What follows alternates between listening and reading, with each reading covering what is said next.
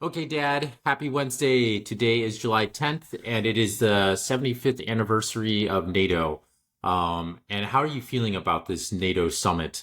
Uh, right now, Zelensky's in DC, Stoltenberg's been giving some talks, Biden's been giving some talks. I don't know if you've been following it at all, but what's your general Yeah, I, feel I of this haven't been anniversary? following it very closely. I mean, yeah, I don't think there are going to be any surprises. It's going to be more of the same, right? They're going to continue to circle the wagons and insist on. They're going to continue to double down on Project Ukraine. I mean, I think that's what it comes down to. There's just and those rare voices that dare to dissent and suggest an alternative path that look for maybe a negotiated settlement. People like Orban, they're going to be ostracized, and that's what we've seen so far. You're not worried that they're going to try to escalate things more during this anniversary? Because that's kind of how I've been feeling a little bit after the Kiev missile strike. I'm feeling that they'll try to capitalize on that. And I heard Poland is now saying that they're going to start shooting Russian missiles down. I've been seeing a lot of speeches from Zelensky, interviews from Zelensky at the summit, the NATO summit, just insisting that we remove all restrictions from Ukraine to let them Yeah. strike deeper into Russia. And with just the current situation with NATO, they keep on reiterating that Ukraine cannot lose over and over again. We Uh huh. must have a Ukrainian victory. And then it's like, well, what does that mean? Right. Does that mean World War III? And that's kind of where, and then also all this idea of proofing NATO, that we need to make sure we guarantee a certain amount of funds for NATO, and that we're just going to keep this war going. And there's no sign of wanting to negotiate or engage in any type of diplomacy. The rhetoric coming out of the summit, from what I'm hearing, is a little bit scary for me. I don't know if you feel the Yeah. same way or if it's just the Well, yeah. same old, same old. I well, I say it's more of the same, but more of the same is rather scary. The continued escalation, the continued refusal, to recognize the reality, the insistence on defeating Russia, which is an impossible task, and just yeah.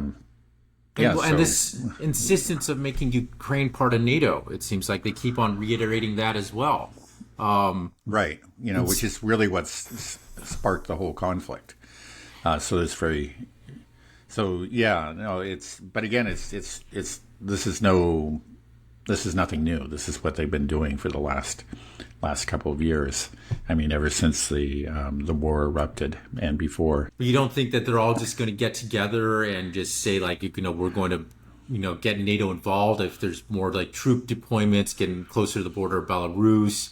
Do you think that some of these leaders are actively talking about trying Well, to start World War III? yeah. Maybe I'm just getting paranoid. Okay. But No, I don't think you're being paranoid. I mean, we've got real reasons to worry, which is why we're doing this, right? To give you one example, Viktor Orban himself has said that these people are bent on war, and he thinks that they do have plans for bringing in NATO.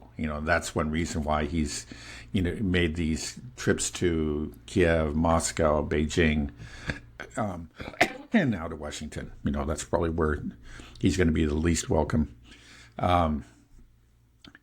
Yeah, no, and he talks to these people, right? And this is what he's saying. He's raising the alarm, and I think we ought to be listening to him. Yeah, there is reason to be concerned.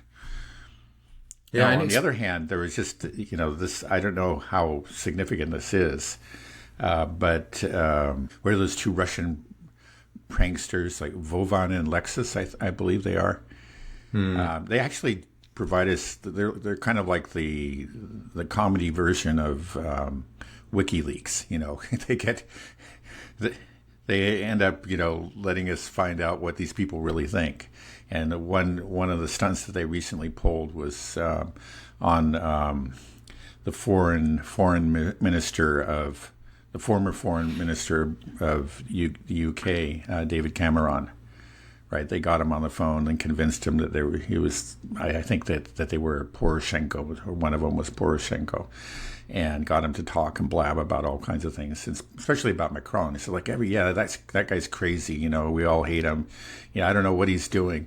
But I was struck. It sounded like, we're worried about what Macron's, all his talk could be, what it might actually mean. Is it just him and his own kooky ideas, or is there something or is he reflecting some sort of general intent on the part of NATO?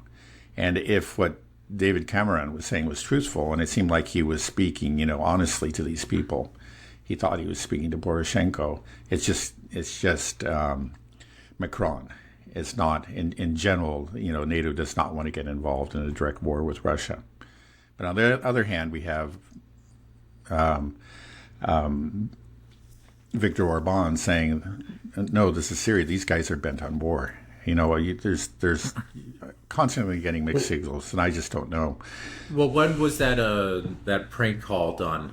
That was not too long ago. Maybe 2-3 weeks ago. I mean, I feel like things have already changed in just a couple of weeks. I feel like after the Biden debate debacle, things got a little bit scarier now. Everybody's kind of pushing things forward a little more quickly, and I also feel like Biden's trying to maybe escalate things to save his own skin. I don't understand. I feel like these Russian pranksters that do these calls, I feel like they get somebody big every couple of months. Like, it's really quite extraordinary. Because I've heard about these multiple times where they've gotten high level people on the phone and pretend to be Ukrainians, and it seems like, don't they have a vetting process? Like, how do they keep on doing this? If they keep on getting away with it.